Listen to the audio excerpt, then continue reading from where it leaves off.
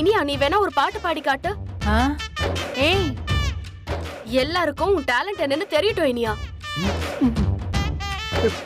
Jenny Jenny இங்க பாரு, இந்த விபரீத விளையாட்டுலாம் வேணாம் ஜெனி.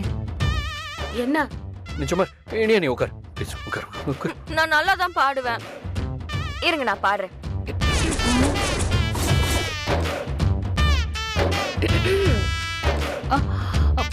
யார் இந்த சாலையோரம்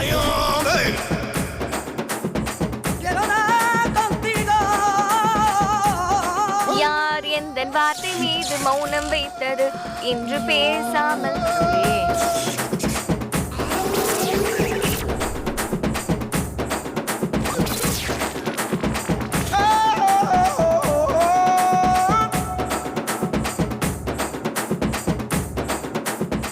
பேசுதே.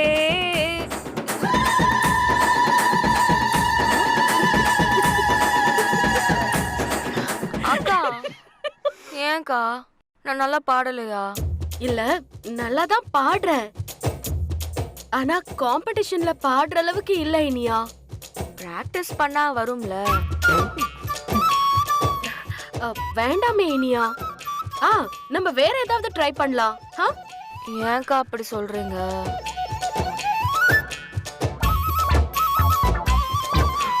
இந்த பாரு இனியா, உன் மனசு கஷ்டப்படக்கூடாதுன்னு சுத்தி வலிச்சா என்னென்னமோ சொல்லிட்டு இருக்கான்.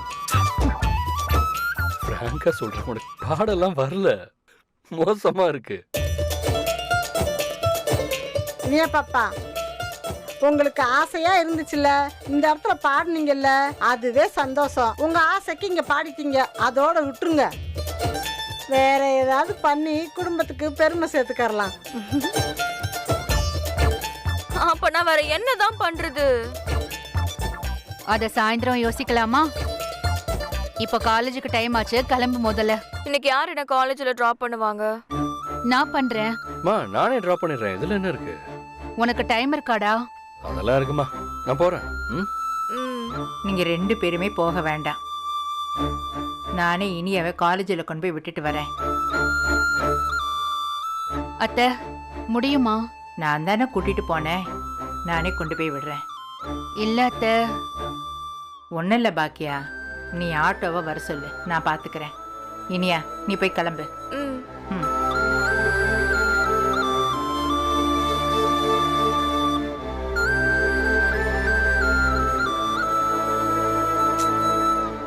அம்மாவும் இப்ப கொஞ்சம் தேறிட்டாங்கக்கா.